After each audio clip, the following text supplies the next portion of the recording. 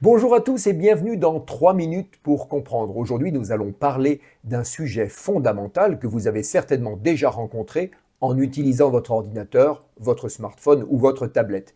Il s'agit du poids des fichiers. Petite précision, le mot poids n'est pas un terme technique, mais il est souvent utilisé à la place de taille pour parler de l'espace occupé par un fichier. Le terme poids désigne la taille d'un fichier ou d'une donnée, c'est-à-dire l'espace qu'il occupe physiquement sur un support de stockage, disque dur, clé USB, carte mémoire. Il est exprimé en unités de mesure informatique, les bits, les octets, les kilooctets, mégaoctets, etc. La plus petite unité de poids est le bit. Il correspond à 1 ou 0 en binaire.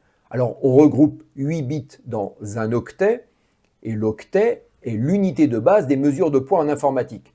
Alors historiquement, l'informatique utilisait la base 2, d'où les fameux 1024 octets pour 1 kilooctet, mais aujourd'hui, la norme tend à utiliser la base 10 où 1 kilooctet égale 1000 octets, surtout dans les systèmes modernes ou les services cloud.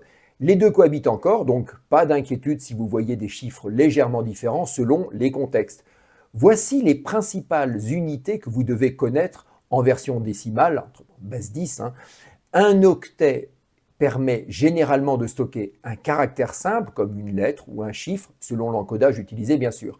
1 kilooctet égale 1000 octets, 1 mégaoctet égale 1000 kilooctets, 1 gigaoctet égale 1000 mégas, 1 téraoctet égale 1000 gigas.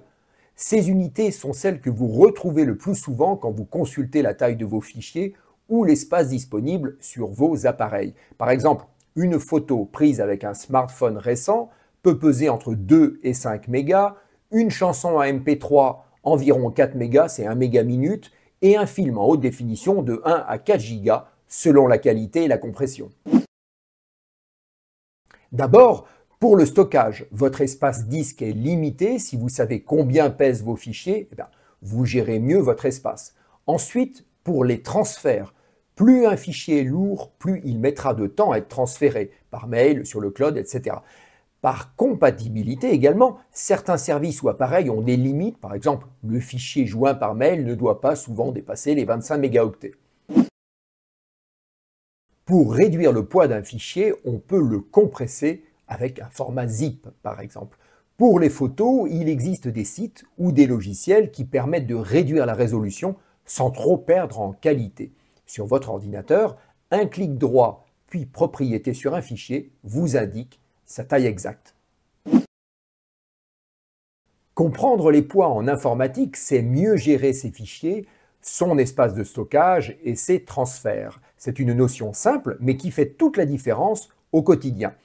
Si cette vidéo vous a été utile, un petit clic sur le pouce et pour ne rien rater de nos prochaines diffusions, vous pouvez vous abonner à la chaîne, c'est gratuit. Merci et à très bientôt pour un nouvel épisode de 3 minutes pour comprendre.